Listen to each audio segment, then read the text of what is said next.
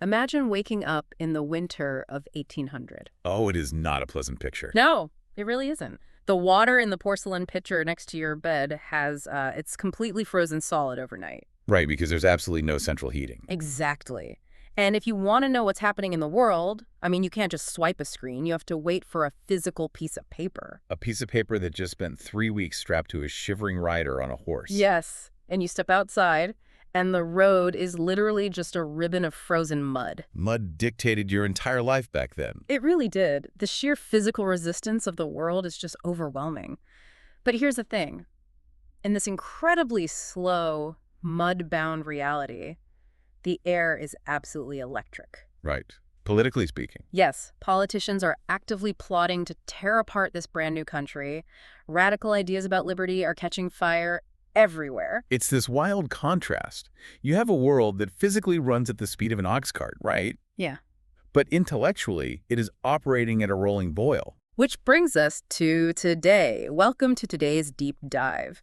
Our source material today is a remarkably detailed, deeply analytical historical manuscript. It really is a phenomenal text to unpack. It zeroes in on just a single fascinating window, just the first decade of the 19th century, so 1800 to 1809. And it completely deconstructs the global and American landscape of that specific decade. Right. It looks at a cross-section of daily survival, geopolitics, technology, and, how humans actually experience this era. Because we often flatten history into these neat little chapters.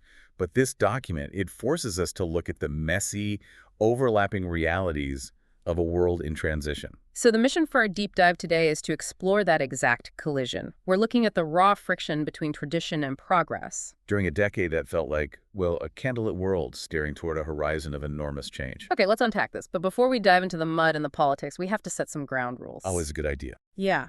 So the sources we are diving into cover deeply partisan historical politics, specifically the vicious blood feud between the Federalists and the Republicans. And they cover deeply charged moral issues, too, like the expansion of human enslavement.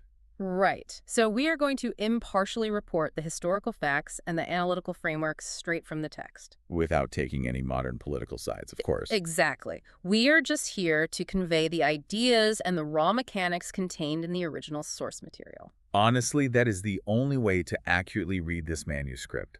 We have to strip away our 21st century hindsight. I mean, if we want to understand the decisions these people made, we have to look at the board the way they saw it. With all the limitations and blind spots of their time. Which brings us perfectly to the physical reality of 1800. I think our modern bias tells us this was a static, pre-modern world. Right. We picture everyone just sitting around in powdered wigs, politely waiting for the Industrial Revolution. Yeah, just killing time until the train gets invented. But the source completely shatters that illusion. The decade wasn't static at all. It was bursting with energy, but, that energy was constrained by physics. The entire globe ran on muscle. Human and animal muscle, along with wind, water, and fire. And that physical constraint fundamentally altered the nature of information. This is wild to think about. Today, we treat information as weightless. Right. It moves instantly. It's independent of our physical bodies. But in 1800, information actually had mass. It did. A letter, a treaty, a military order, it literally had to be carried by a human being. Riding a horse or sailing on a vessel. Yeah. And if the wind died in the mid-Atlantic, the news just stopped moving. Which is crazy. The manuscript highlights this beautifully. If a massive political crisis happened in Europe, say, an assassination. Or a sudden declaration of war. Right. It could be 6 to 8 weeks before a port in Boston or New York even heard a whisper of it. Which means the speed of information dictated global diplomacy. Absolutely. Ambassadors and heads of state were operating in a state of constant chronological disconnect. I was reading this, and it reminds me of playing a multiplayer video game with a massive server lag. Oh, that is a perfect analogy. Right, like, when your character is moving, but the server is 10 seconds behind. So you're reacting to an enemy that isn't there anymore. Or you're making a strategic move based on reality that has already completely evaporated. That was global diplomacy in 1800. Leaders were making monumental, country-altering decisions based on a version of reality that ceased to exist 2 months prior. And because information moved at the speed of a horse, establishing a unified national identity across a massive landmass was nearly impossible. You just have isolated regions developing entirely different economic realities. And completely different cultural loyalties. Yeah. Which brings us to the concept of geography. Right. The manuscript argues that geography wasn't just the backdrop of history, it was the primary driver of power. Let's look at the Appalachian Mountains for a second. Today, we view them as a scenic hiking destination. But the source frames them as a massive geological prison wall. It divided the Atlantic seaboard from the western settlements. So if you were a farmer in the Ohio River Valley, moving heavy crops like grain or whiskey eastward over those mountains was prohibitively expensive. It would cost you more to transport the goods than you could ever make selling them. So you just couldn't do it. No, you couldn't. That geographic barrier is the key to understanding the entire American economy of the era. Because you can't go east over the mountains, you have to go south with the flow of the water. Exactly. That made rivers, specifically the Mississippi River, the economic spine of the North American continent. So the farmer in Ohio puts his goods on a flatboat, floats down the Ohio River to the Mississippi. And takes it all the way down to New Orleans. Which means whoever controlled the port of New Orleans literally controlled the economic survival of the entire American interior. Whoever could open or close the mouth of the Mississippi to ocean-going trade held all the cards. And we really have to remember just how fragile the United States was at this moment. The Constitution is barely over a decade old. And George Washington, the only figure universally respected enough to hold these factions together, died just weeks before the decade began. And the scale of the country is so small, it only has a population of about 5.3 million people. Just to put that in perspective for you, New York City is the largest urban center in the nation, and it boasts a population of about 60,500 residents. That's a medium-sized suburb today. The vast, overwhelming majority of the country is completely rural. Just scattered across this massive, disconnected landscape. And the way the manuscript frames distance is crucial here. When modern readers hear about westward expansion, they envision an empty map slowly being filled in. Right, the blank slate myth. But the source details the Lewis and Clark expedition of 1804 to 1806, specifically to dismantle that myth. Thomas Jefferson commissioned them to explore the newly acquired Western territories. And it took them over 2 years to complete a round trip. I always found the framing of that expedition fascinating in textbooks versus what the source actually lays out. I mean, they weren't discovering a vacuum. Far from it. The manuscript explicitly details how they were navigating through incredibly complex, already inhabited indigenous territories. These were not empty wildernesses. No, they were landscapes occupied, navigated, traded through, and governed by sovereign native nations. These nations had their own complex economies, their own bitter rivalries, and their own diplomatic protocols. Lewis and Clark didn't survive because they were brilliant wilderness survivalists. No, they survived because their expedition was entirely subsidized by native knowledge, trade networks, and hospitality. It was an expedition to map overlapping governmental claims, not a discovery of some empty void. So imagine you are an everyday citizen in 1805. You pack up a wagon in New England to move out to the Ohio frontier. You are making a permanent severing of ties. Yeah. You know, you might never see your parents or your siblings again. Your only connection to your past life is a piece of paper that might take months to reach them, assuming it isn't just lost along the way. Distance wasn't just an inconvenience. It was a physical wall that dictated your politics, your economics, and your relationships. And that physical sluggishness created hyper-local loyalties. People identified deeply with their state or their region. Because that was the boundary of their physical world. Exactly. And that intense regionalism is exactly what fueled the explosive political environment of the era. The physical world was slow, but the political realm was moving at breakneck speed. It was testing whether a republic built on paper could actually survive human factionalism. Because information moved so slowly and regions were so isolated, you get these vastly different economic realities. Realities that inevitably explode into bitter partisan hatred. Which brings us to the election of 1800. Oh, this is the first existential test of the Constitution. It really is. On one side, you have John Adams and the Federalists. They represent a vision of an energetic, centralized government, robust public credit, and a strong navy. And a deep, deep fear of the mob rule they saw over in the French Revolution. On the other side, you have Thomas Jefferson and the Republicans. They are deeply suspicious of centralized federal power, they despise standing armies, and they champion the independent agricultural citizen. Over the wealthy urban financier, right? And the manuscript stresses that this wasn't just, a polite disagreement over tax policy. The partisan divide was ferocious. Both sides genuinely, literally believed the other faction was actively attempting to destroy the American Revolution. The Federalists thought Jefferson was a dangerous radical who would bring French-style guillotines to the streets of Philadelphia. And the Republicans thought Adams was a monarchist trying to secretly recreate the British Empire in America. So the mechanics of the election itself trigger a constitutional crisis right out of the gate. Yes.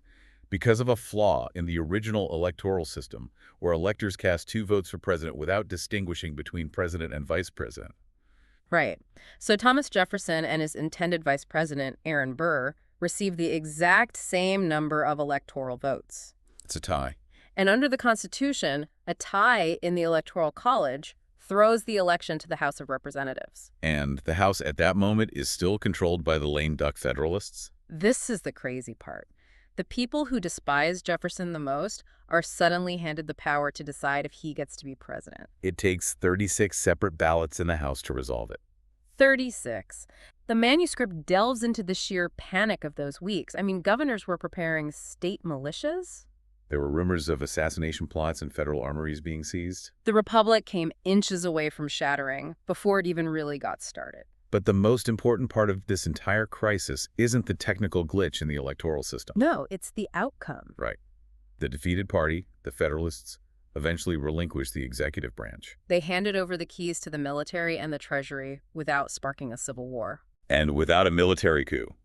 For a country that was only 11 years into its constitutional experiment, that is huge. Proving that political losers will actually surrender power to their bitterest enemies, it's an enormous, unprecedented milestone for Republican government. It really is. Now, I have to push back on the idea that the Federalists just walked away quietly. Yeah. Because before they handed over the executive branch, they made a massive power play in the judicial branch. Right? Oh, they absolutely did.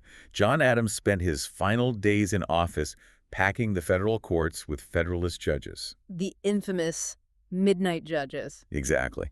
And that partisan maneuver sets the stage for the Supreme Court to quietly cement its own overarching power. In 1803, we get the landmark case Marbury v. Madison. The mechanics of this case are brilliant. They really are. William Marbury was one of those midnight judges whose paperwork wasn't delivered in time. So Jefferson takes office and tells his Secretary of State, James Madison, not to deliver the commission. Marbury sues, asking the Supreme Court to force Madison to hand it over. And Chief Justice John Marshall, a staunch Federalist, is walking a tightrope here. Right, because if he orders Madison to deliver the commission, Madison will likely just ignore him. Which would expose the Supreme Court as totally weak and powerless. But if Marshall rules against Marbury, he looks like he's caving to Jefferson's political pressure. So Marshall executes this brilliant legal judo move. The Supreme Court rules that Marbury has a right to his commission, but, and here's the genius part, Marshall declares that the specific federal law Marbury used to bring his case directly to the Supreme Court is actually unconstitutional. He gives Jefferson the short-term political victory by denying Marbury the job. But in doing so, he establishes the principle of judicial review. He claims for the Supreme Court the ultimate power to strike down acts of Congress. It is a breathtaking assertion of institutional power, and it's achieved almost silently while the other branches were distracted by partisan bickering. The Republic is literally inventing its foundational traditions on the fly. And the source points out that this improvisation wasn't limited to the courts. Jefferson himself is about to completely abandon his own core ideology when confronted with the reality of geopolitical power. Let's get into the Louisiana Purchase of 1803. Okay, so Napoleon had secretly reacquired the massive Louisiana territory from Spain. And Jefferson panics, because having a weak Spanish empire controlling New Orleans was manageable. But having Napoleon's hyper-aggressive military machine sitting on the Mississippi River was an existential threat. So Jefferson sends envoys to Paris to just try and buy the city of New Orleans. Just the city. But Napoleon is dealing with a catastrophic failure in Haiti, which we will discuss shortly, and he realizes he can't defend a North American empire. Plus, he needs cash for his impending wars in Europe. So he offers the American envoys the entire Louisiana territory. For $15 million, the United States buys roughly 828,000 square miles. It effectively doubles the claimed landmass of the nation overnight. It's an unbelievable deal. Wait, but Jefferson built his entire political brand on strict constitutional limits. He certainly did. He argued constantly that if the Constitution didn't explicitly grant the federal government a specific power, the government just couldn't do it. That was his whole platform. And the Constitution absolutely does not have a clause saying the president can casually buy an empire from a foreign dictator. No, it does not. Doesn't this make Jefferson a massive hypocrite? How did his supporters actually defend this in Congress? That is the exact tension the manuscript highlights. Jefferson's opponents, the Federalists, hammered him for the hypocrisy. I bet they did. Jefferson himself knew it was unconstitutional. He even briefly tried to draft a constitutional amendment to make it legal. But his advisors told him Napoleon might change his mind before an amendment could be ratified. Exactly. So Jefferson swallowed his strict constructionist pride and pushed the treaty through the Senate anyway. So he just sold out his ideals because the deal was too good? The manuscript frames it as the ultimate collision between ideology and statecraft. A principle is incredibly easy to defend before opportunity puts real pressure on it. That makes sense. Jefferson compromised his ideological purity because the strategic opportunity securing the Mississippi River forever and removing a massive European empire from the western border was simply too vital to national survival to ignore. The source suggests that progress, or at least national survival, often requires deeply uncomfortable compromises. And we can't talk about statecraft and politics in this decade without talking about the global meat grinder happening across the Atlantic. You have this titanic, apocalyptic struggle between Britain and France shaping everything. Britain has total naval dominance. They obliterate the French and Spanish fleets at the Battle of Trafalgar in 1805. But on land, Napoleon has absolute continental dominance. He crushes the Russian and Austrian armies at Austerlitz in 1805. And the Prussians at Jena in 1806. The United States is just caught in the crossfire. American merchants are actually making a fortune trading neutrally. But both Britain and France are aggressively interfering with American shipping. They're seizing cargo. And in the case of the British, they're impressing American sailors, literally kidnapping them to serve in the Royal Navy. The manuscript's analysis of Napoleon here is fascinating because it views him as the ultimate paradox of the 19th century. Right, he isn't just a conqueror, he represents a terrifying new version of progress. Napoleon completely dismantles the old world of hereditary privilege. The source explains the mechanics of his military machine. Before Napoleon, European armies were led by aristocrats who bought their commissions based on their bloodlines. But Napoleon builds a conscripted national army, and he institutes a system of promotion based largely on merit and tactical brilliance. He builds a hyper-efficient, modernized system. But then he uses that modernized, supposedly enlightened meritocracy to crown himself emperor and unleash devastating mass warfare across an entire continent. He separates administrative competence from moral purpose. Precisely. The manuscript uses Napoleon to prove a chilling point. A society can become vastly more efficient, technologically advanced, and meritocratic without becoming even slightly more humane. That's haunting. And we see that violent tension between old honor and new politics play out directly in America, too. Yes. In 1804, we have the Burr-Hamilton duel. It is staggering to think about this happening today. You have the sitting Vice President of the United States, Aaron Burr. And the former Secretary of the Treasury, Alexander Hamilton. These are two of the premier architects of the new republic. And how do they resolve a prolonged political and personal dispute? They row across the Hudson River to New Jersey and shoot at each other with large caliber pistols. Hamilton is killed, and Burr's political career is ruined. The manuscript uses this duel to illustrate a major point. While the political institutions were modernizing, they had elections, constitutions, and Supreme Courts, the psychology of the men running those institutions had not detached from the old world. They were operating a modern constitutional republic, but their egos were still governed by an ancient, lethal, aristocratic honor culture. But as the source forces us to look at these contradictions of progress, meritocracies that build empires, constitutions defended with dueling pistols, we have to confront the most glaring, brutal reality of the decade. The manuscript asks a singular, devastating question about this era.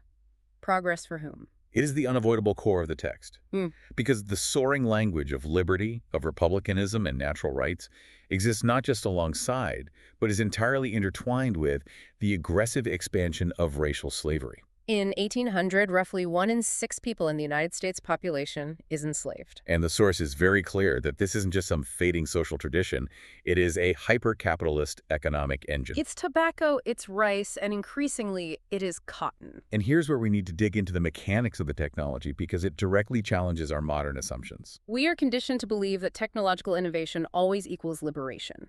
We assume machines make life better. The manuscript completely upends that assumption by analyzing the cotton gin. Developed in the 1790s by Eli Whitney, the gin solved a massive mechanical bottleneck.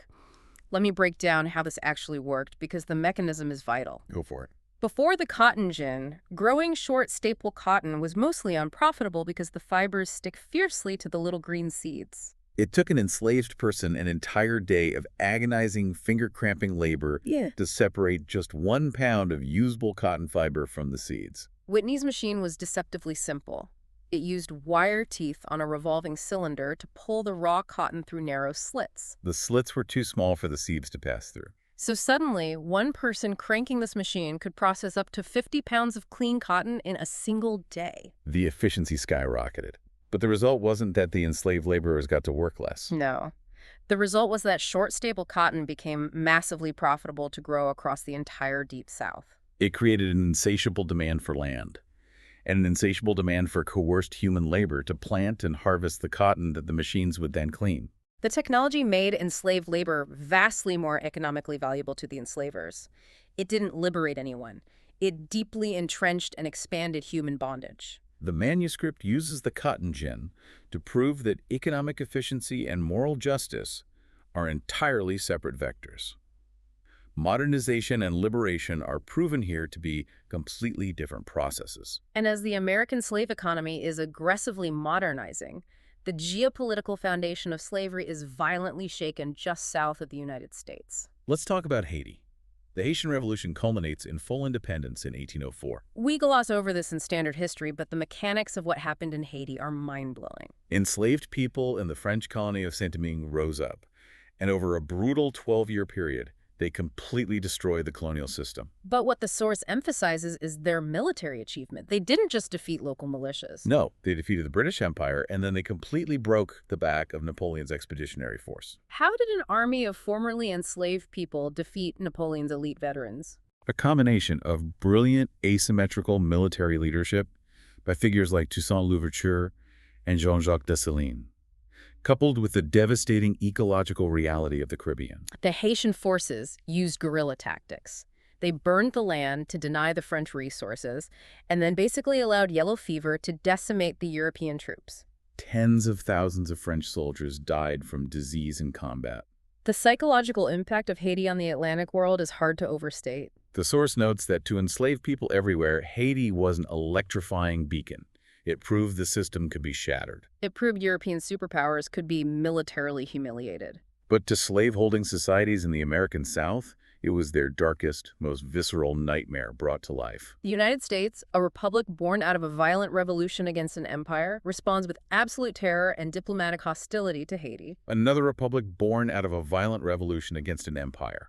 The racial and economic foundations of America simply couldn't tolerate the existence of a free black republic. Which brings the fear right into the domestic borders. The manuscript highlights Gabriel's rebellion in Virginia in 1800. It was a massive, highly organized uprising planned by an enslaved blacksmith named Gabriel. Heavy rains washed out the bridges on the night it was supposed to happen, and the plot was betrayed. Gabriel and dozens of others were executed. But the source focuses on what the investigation of the plot revealed to the enslavers. Gabriel and his co-conspirators were not just angry laborers lashing out. They were deeply informed political actors. They had monitored the French and American revolutions. They had listened to the soaring rhetoric of Thomas Jefferson's own party about liberty and tyranny. And they planned to march on Richmond to demand those exact same political rights. Exactly. I have to ask, based on the text, how did ordinary white Americans who spent the 4th of July giving speeches about the sacred rights of man rationalize an entire economy built on coerced, violent labor? The manuscript outlines a web of rationalizations. For some, it was naked economic self-interest. The system made them rich, and that was enough. Just pure greed. For many others, it was deeply ingrained racial prejudice that excluded black people from the category of man mentioned in those speeches. And for the politicians, For political leaders, it was often a prioritization of political stability. They recognized the moral rot, but they believed that dismantling slavery would instantaneously destroy the national economy and shatter the Union into warring factions. so they chose the stability of the Union over universal rights. And they tried to legislate away their guilt, which leads to a massive pivot point in 1808. The U.S. Constitution had a clause preventing Congress from banning the international slave trade for 20 years. The second that 20-year clock expires on January 1st, 1808, Congress officially bans the transatlantic slave trade. On paper, it looks like a massive leap forward for human rights. But the manuscript ruthlessly deconstructs this. Banning the transatlantic trade did not end American slavery. It ended legal importation from Africa, but it triggered a massive, horrific expansion of the domestic slave trade. Explain the mechanics of that shift. Why did it get worse domestically? Because the invention of the cotton gin had made land in the Deep South wildly profitable, but they needed labor. Meanwhile, the Upper South, places like Virginia and Maryland, had depleted their soil growing tobacco. And they had a surplus of enslaved people. So when the African supply was cut off in 1808, the Upper South effectively pivoted to breeding human beings for market. Enslaved people were sold by the hundreds of thousands, chained together in coffles, and forcibly marched from Virginia down to the brutal cotton camps of Georgia, Alabama, and Mississippi. The 1808 ban didn't end the trauma. It just tore domestic families apart to feed the shifting geographical center of the cotton economy. The system didn't weaken, it just optimized its internal supply chain. We see a very similar paradox of progress when the text examines indigenous sovereignty. American politicians constantly spoke about expanding the empire of liberty westward. But to the native nations already living in that path, American liberty meant aggressive treaties, debt manipulation, land cessions, and military violence. But the source is adamant that indigenous nations were not passive victims fading into the sunset. No, they were highly adaptive sovereign states. They engaged in complex diplomacy, they traded globally, and they possessed formidable military power. And toward the end of the decade, we see a brilliant, systemic response to American expansion led by two Shawnee brothers. Tenskwatawa, the religious prophet, and Tecumseh, the political and military strategist. Tecumseh's political platform is fascinating. He realizes that the American strategy is to divide and conquer. To buy off small, desperate tribes one by one, offering them annuities in exchange for millions of acres. So Tecumseh develops a radical alternative political theory of sovereignty. He travels relentlessly trying to build a massive, unified pan-Indian confederation. He argues that the land does not belong to individual tribes who can sell it. He argues the land belongs collectively to all indigenous peoples. And therefore, no single chief has the legal right to sign a treaty ceding territory to the United States. It is a highly sophisticated, modern political strategy designed to counter a modernizing, aggressive neighbor. Tecumseh recognized that tradition wasn't just a nostalgic look backward. Building a unified traditional identity was a weapon for survival. It perfectly encapsulates the decade. Every faction is trying to harness new systems, whether it's constitutional law, industrial machinery, or pan-Indian confederations to survive the crushing pressure of change. It really makes you evaluate the systems we rely on today. Technology and institutional changes always promise liberation, but as this decade proves, they often just deliver new, highly efficient forms of tethering or exploitation. Progress is never a straight line. To truly understand how this macro-level progress impacted the actual human experience, the manuscript shifts gears entirely. It forces us to move away from the battlefields and the congressional debates and zoom in on the micro-level economy. We have to look at daily survival within the household walls. I love this section of the text because it completely changes the way you look at a historic home. Let's step inside an average American house in 1805. We need to forget the grand, polished dining rooms you see in museum period pieces. The manuscript frames the household not as a retreat from the public economy, but as a massive, unmeasured parallel economy. We view the home today as a place of rest and consumption. In 1805, the home was a relentless engine of industrial production. The sheer caloric burn required just to keep the inhabitants alive was staggering. And let's be clear about who was doing that burning. The labor of cooking, preserving, weaving, and washing fell almost entirely on women. Both free and enslaved. and on children. But I want to talk about the legal paradox these women lived under, because the source uses the concept of coverture to explain the entire social structure. Coverture is the legal doctrine inherited from English common law. It essentially dictated that a married woman possessed no independent legal identity. Upon marriage, her legal existence was entirely absorbed by her husband. She became a feme covert. She could not own property in her own name, she could not sign contracts, she could not sue or be sued. Her husband legally controlled her body, her labor, and any wages she might earn. But here is the paradox the manuscript highlights. Early American capitalism relied entirely on the free, legally mandated labor of these women to subsidize the public, male-driven market economy. A husband could go to town to trade, or vote, or participate in politics only because his wife was actively managing a massive manufacturing operation back at the house. Society legally restricts her independence, declaring her unfit for the public sphere, While simultaneously relying on her high-level executive competence to manage the household's survival. Let's talk about the mechanics of that survival. Food, for instance. There are no modern supply chains. No refrigeration.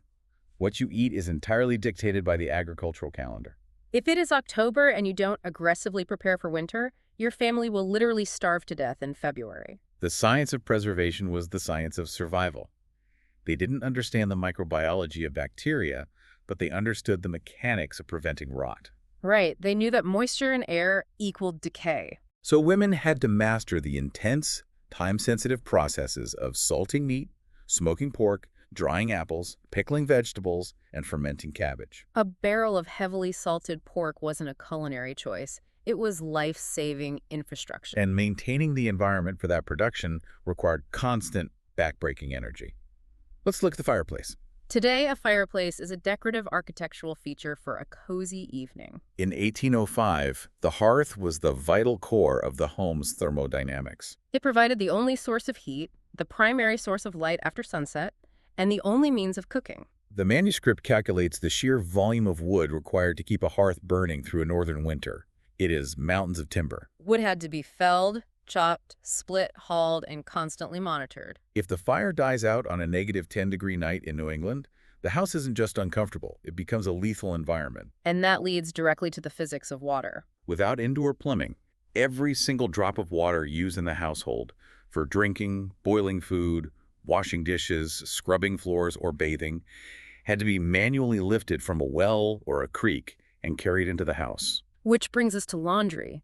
The text spends a significant amount of time on the mechanics of 1800s laundry because it represents the pinnacle of grueling, invisible labor. This isn't about being patronizing. It's about understanding the raw physical toll. You are hauling dozens of gallons of water. You're building and regulating a massive outdoor fire to boil it. You're manufacturing your own highly caustic lye soap from animal fat and ash. And then manually agitating heavy, waterlogged wool and linen. It was a multi-day process of intense physical exertion. The friction, the chemical burns from the lye, the heavy lifting, it destroyed women's hands and bodies. The text makes a brilliant point here about the concept of luxury.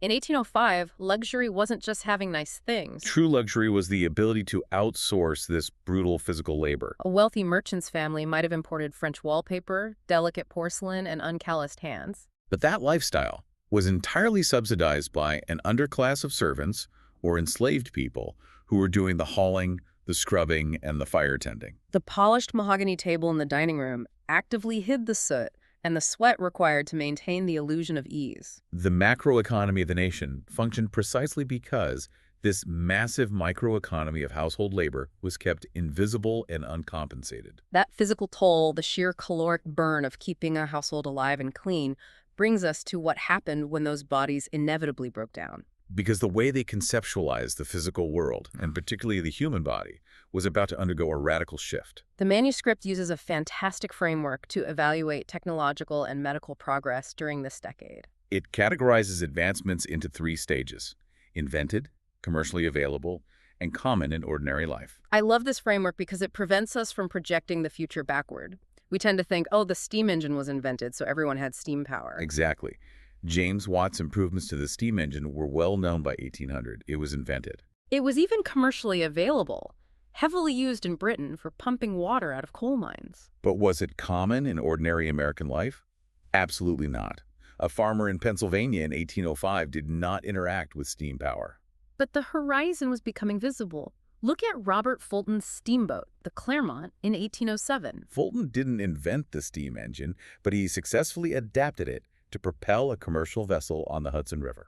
The mechanics of that are profoundly disruptive. For all of human history, water travel was dictated by the wind and the current. Fulton's boat pushed against the current, powered by burning wood to create pressurized steam. It was loud, it was dangerous, but it was a mechanical declaration of independence from nature. It suggested that humanity might eventually overpower the geographic constraints we discussed earlier. Yet, the text reminds us to stay grounded. Fulton's boat was a marvel on one river. Across the rest of the country, there were no railroads, no telegraphs, no paved highways.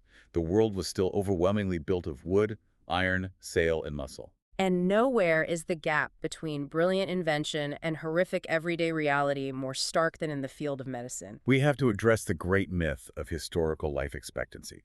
We hear it constantly. Back then, people only lived to be 40. The manuscript takes great pains to correct the statistics here. People did not just magically expire on their 40th birthday.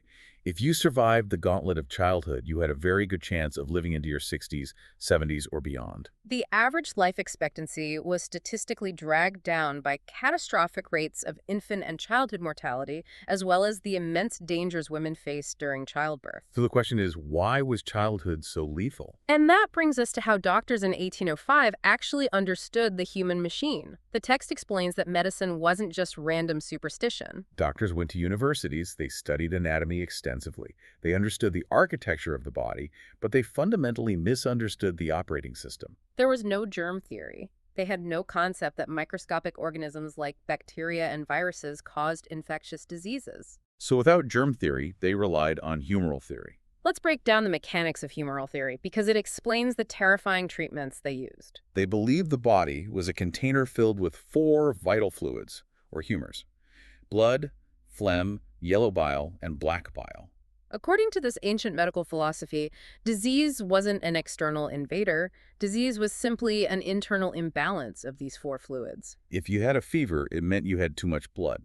The logical clinical response was to restore the balance by removing the excess fluid. Hence, bloodletting. Doctors, like the famous Benjamin Rush in Philadelphia, would aggressively slice open a patient's veins and bleed them, sometimes taking pints of blood from a person who is already desperately weakened by disease. They also used aggressive purgatives and emetics to force the body to expel other fluids. The manuscript uses this to make a profound point about human logic.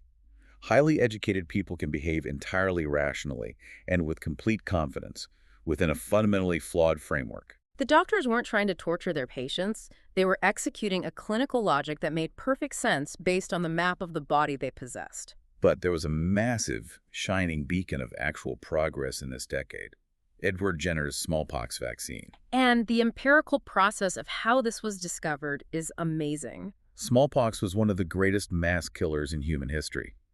In the late 1790s, Jenner, an English physician, observed that milkmaids rarely caught smallpox. But they frequently caught cowpox, a mild disease from cows that left blisters on their hands. Jenner hypothesizes that the mild cowpox infection somehow protects against the lethal smallpox. So in an experiment that would completely violate modern medical ethics, he takes pus from a cowpox blister on a milkmaid's hand and intentionally scratches it into the arm of a young boy. Later, he exposes the boy to smallpox, and the boy doesn't get sick. By the first decade of the 1800s, this vaccination technique is rapidly spreading across the Atlantic. Thomas Jefferson famously championed it. Now, Jenner and the doctors of 1805 didn't understand the cellular mechanics of immunology. They didn't know why it worked. But empirically, it did. For the first time in history, humanity possessed a systemic, proactive tool to eradicate a mass killer. It was true. Unalloyed progress. But the terror of the medical world was still everywhere, especially if you look at surgery. I want you to imagine dealing with a severe, impacted toothache in 1805. There are no root canals, there are no antibiotics to kill the infection, and there are absolutely no modern painkillers. Your only clinical option is to have someone physically wrench the tooth out of your jaw while you are completely conscious. Or consider needing an amputation due to a crushed limb or gangrene. There is no clinical anesthesia. The famous demonstrations of surgical ether don't happen until the 1840s. So in 1805, a surgeon's absolute greatest skill wasn't delicate precision. It was sheer, brutal speed. Because every extra second the surgeon took meant prolonged, unimaginable agony for the patient. You would be held down by assistants, fully awake, while the surgeon worked as fast as humanly possible. And even if you survived the shock and blood loss of the surgery, you still had to survive the inevitable postoperative infection. Because, again, without germ theory, there was no concept of sterile technique. Surgeons didn't wash their hands or sterilize their instruments between patients. Medicine in this decade sat on a terrifying threshold. They were increasingly capable of dramatic physical intervention, yet utterly incapable of preventing the agony of the procedure or the subsequent infection. It is just staggering to think about the baseline physical courage required simply to exist in that world.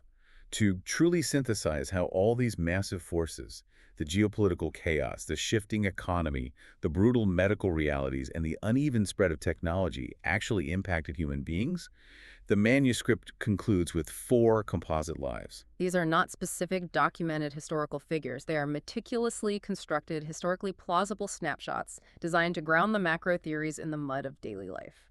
Let's look at the people trapped in the matrix of 1800 to 1809. We start with Life A. Samuel and Ruth. They run a small farm household in western Pennsylvania around 1804. They have 6 living children. They've already lost one to a childhood fever. Their entire existence is tethered to the soil and the sky. Samuel owns his land outright. He answers to no landlord, which makes him the embodiment of the Jeffersonian ideal, the independent, voting, agricultural citizen. But the manuscript shows how incredibly precarious that independence is. Right, because their survival requires relentless gendered labor from every single member of the family. They aren't going to a store. They produce their own food. They man their own tools. Ruth spins yarn to patch their clothes. Their version of progress isn't about acquiring new luxury goods.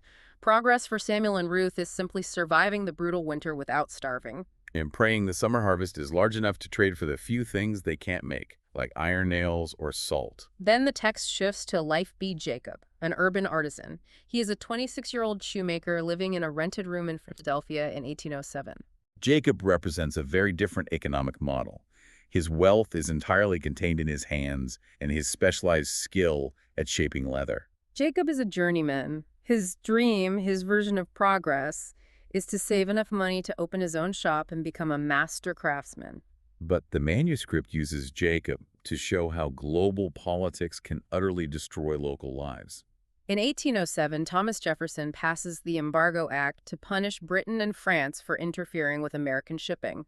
He basically outlaws American exports. The immediate result is that the port of Philadelphia freezes. Sailors, dock workers, and merchants lose their income overnight. And because commerce dies, nobody in Philadelphia is buying new shoes. Jacob, who has no control over foreign policy, suddenly finds his income eradicated. He feels the weight of a massive geopolitical decision directly in his inability to pay his rent. He is physically free, but economically trapped by the globe. Then we examine Life C. Elizabeth, a wealthy 23-year-old woman living on a large plantation in Virginia. Her physical surroundings are beautiful. Imported ceramics, shelves of books, fine textiles. She is highly educated, and she routinely manages the immense, complex logistics of a massive agricultural estate. But the manuscript uses Elizabeth to illustrate the paradox of coverture we discussed earlier. Despite her executive competence, she possesses no formal political vote. And she faces a rapidly approaching future where marriage will legally erase her independent identity, absorbing her property and her rights into her husband's name. She is intellectually aware of the soaring rhetoric of liberty being discussed in her own dining room, but she is legally excluded from it. For Elizabeth, progress wouldn't be a new machine or a faster ship. Progress would be possessing the legal and political authority to match her actual competence and daily responsibilities. And finally, working out in the detached forge of that same Virginia estate, we have Life D. Isaac. He is a 30-year-old enslaved blacksmith. Isaac embodies the central, bleeding contradiction of the entire American experiment. He is highly skilled. He understands the precise thermodynamics of coal, the timing of the heat, and the malleability of iron. The entire local economy depends on his expertise to function. Yet under the law, he is classified as chattel. He is legally owned by another human being. The manuscript notes that his specialized skill separates him from the rawest, most brutal agricultural labor in the fields, but it does not grant him autonomy. His labor is stolen. But Isaac is deeply connected to the information networks. He hears the whispers moving between the plantations. He knows about Gabriel's planned rebellion in Richmond. He has heard the terrifying, electrifying rumors of what the enslaved people achieved in Haiti. He knows, as a matter of empirical fact, that the systems of violent power his enslavers claim are eternal and ordained by God have literally been shattered elsewhere. For Isaac, progress isn't an abstract political debate. Progress is the terrifying, dangerous, and deeply hopeful realization that empires and slave states can actually fall. If we pull all these composite lives together, Samuel pulling stumps, Jacob panicking over his rent, Elizabeth managing a shadow economy, and Isaac working the forge for someone else's profit, we see how the manuscript perfectly frames its core theme. They are all navigating the collision of tradition and progress, but the rules of engagement are violently unequal. Which brings us to a final synthesis of the source. The decade from 1800 to 1809 wasn't the roaring industrial locomotive of the later 19th century. It was a transitional twilight. The old world of inherited hierarchy, brutal honor cultures, and muscle-powered economies survived the political revolutions of the late 1700s, but it did not survive unchanged. It was a world where a man could read a globally circulated pamphlet about radical constitutional rights, but he had to read it by the flickering light of a primitive animal fat candle. The most vital analytical takeaway the manuscript offers is the distinction between capability and liberty. Throughout this decade, we see human society becoming vastly more capable. They were building better constitutional infrastructure, faster ships, more efficient cotton gins, and massively lethal meritocratic armies. But the source proves that as humanity becomes more capable, it does not automatically become more free. A society can rapidly increase its technological efficiency and its global power while simultaneously expanding human slavery, dispossessing indigenous nations, and fighting devastating wars of conquest. Modernization and liberation are parallel tracks. They are not the same train. That is such a powerful distinction. Because an institution or a tradition can be old without being worthless. And a new technology or political system can be highly innovative without being just. The challenge of 1805 wasn't simply choosing the new over the old, just because it was new. The challenge, which they often failed miserably at, was determining what actually deserved to survive the climb into the future. Right. So, as we wrap up this deep dive, I want to leave you with a thought directly provoked by the deepest tensions in this manuscript. Look around at the algorithms, the digital institutions, and the relentless progress shaping your world right now. As our society becomes vastly more capable and efficient. Which of those new systems are actually making you more free? And which of them are just building a more efficient cage, a candlelit world staring toward a horizon of enormous change? Thank you so much for joining us on this deep dive into the 1800s. Keep questioning the map.